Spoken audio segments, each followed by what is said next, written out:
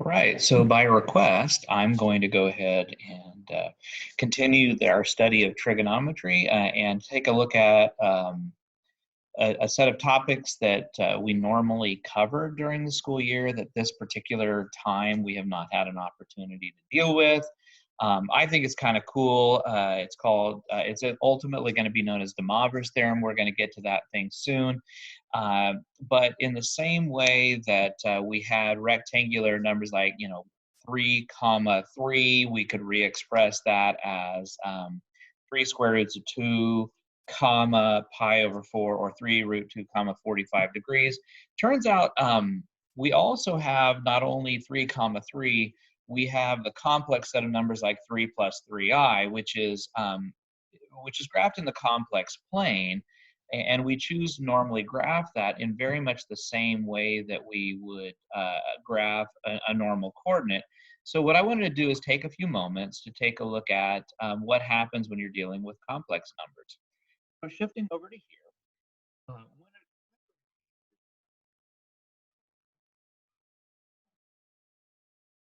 and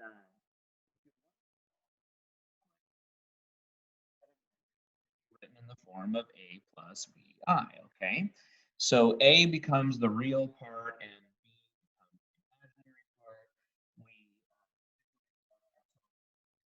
this where this part right here becomes the reals, this part becomes the imaginary, and so we can have like a coordinate sitting over here like 1, 2, 3, 1, 2. Let's say 3 minus 2i. Let's call that point A.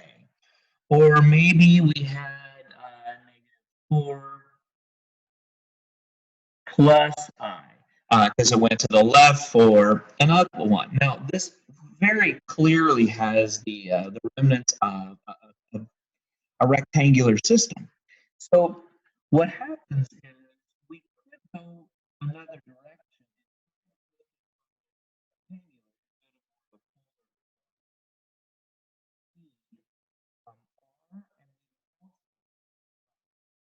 Theta. So, in taking a look at this first one, you could actually start with using a quick Pythagorean theorem, you would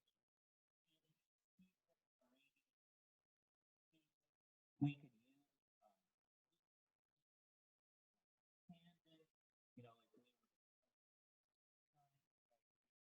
use tangent, if we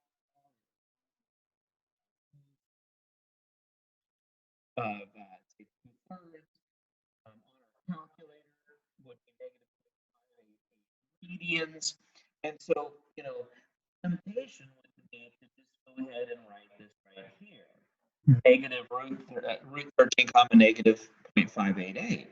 And that's not a terrible answer, except that really doesn't distinguish the fact that this is not coordinate 3 comma negative 2, it's 3 minus 2i. So we don't actually use that format right there when we're dealing specifically with complex numbers.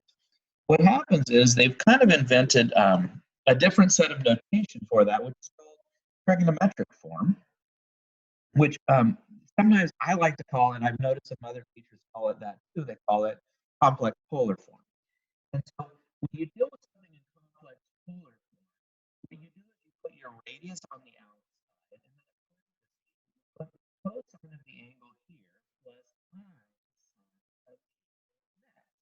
And a pretty simple letter to call it is the letter Z. So what I'm going to call this first number A is Z would be R cosine theta plus I sine theta.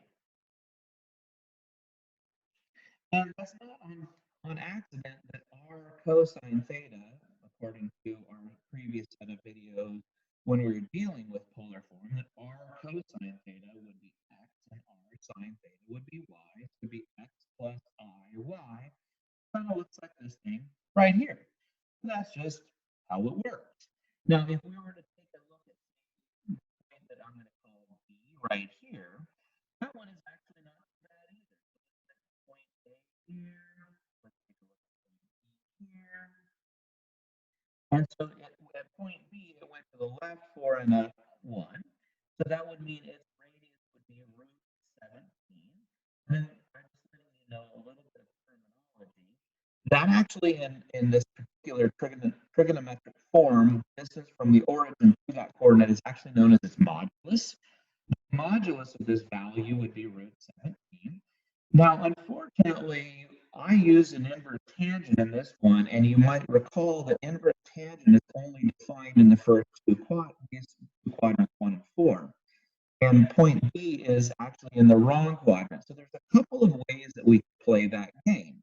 One of the ways we can do that is realize that, hey, I could use an inverse cosine of this, or I could actually pretend that it's in this quadrant instead and add I to it to get into this quadrant, or I could pretend it's in the first quadrant and take pi and subtract that using reference angles.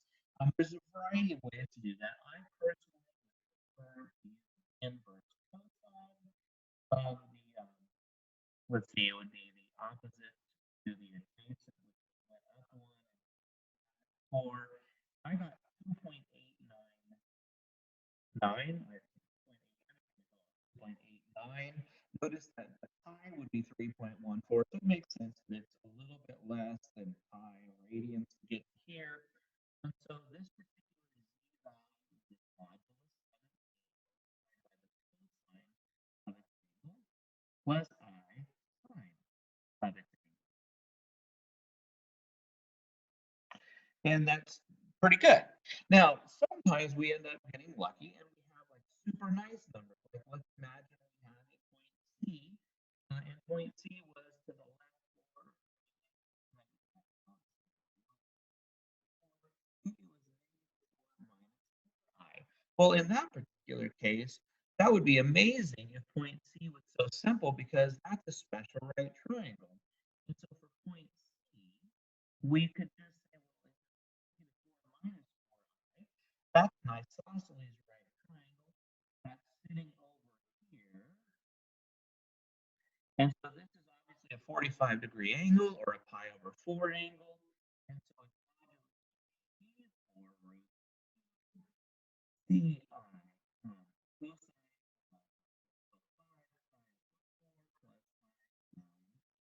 Fine.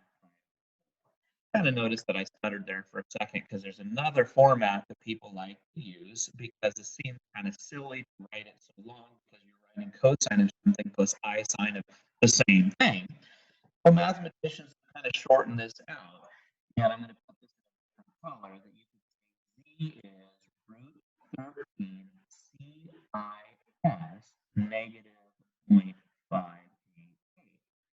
This one would be root 17 CIS 2.89, which again, CIS really just stands for cosine plus I sine, and this is the theta that's applied to both of those.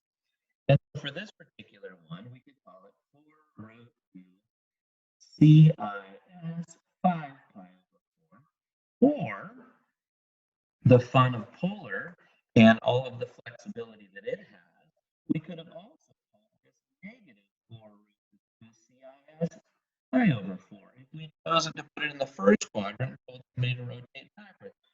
Or, oh, who knows, we could have said, oh, go ahead and go positive, but let's rotate backwards 3 pi over 4. So that's a little bit about just what this complex polar form is, also known as trigonometric form, and how you would take points from the one form and turn it into that other form. Now, sometimes you are wanting to go the other direction, and the other direction, honestly, is quite trivial. What if you have the complex form and you want to go to more of the rectangular form? So if you had a point 16 CIN,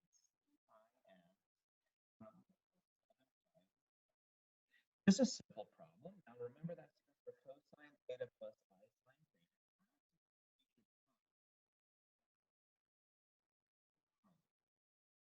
Keep in mind this is an informal way. And then we can just go back to the well and say, well, I know the cosine of 7 pi over 6 because I know the unit circle.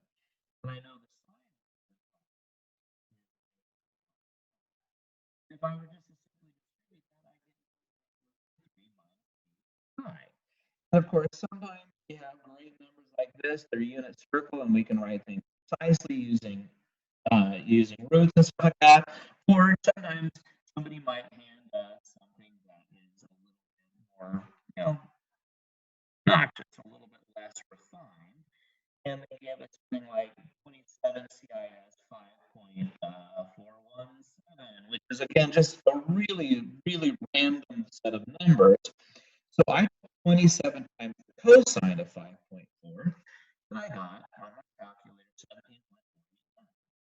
And then I did 27 times the sine of 5.14, and I got negative 20.57. And of course, there's going to be an I because of this I sign. Now, that might make you go, now, why was that one negative? Well, if you think about 6.28 radians would be a full circle. And so, since this thing is rotated almost to pi, you can tell that it would be down here in the fourth quadrant, which would line up with the fact that it had a positive real portion and a negative imaginary portion. So that's just a quick introduction into complex polar form, also known as trigonometric form.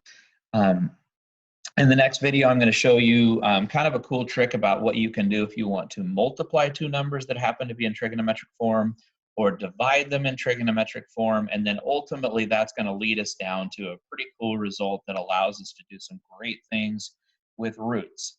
It's been a pleasure. All right, bye-bye.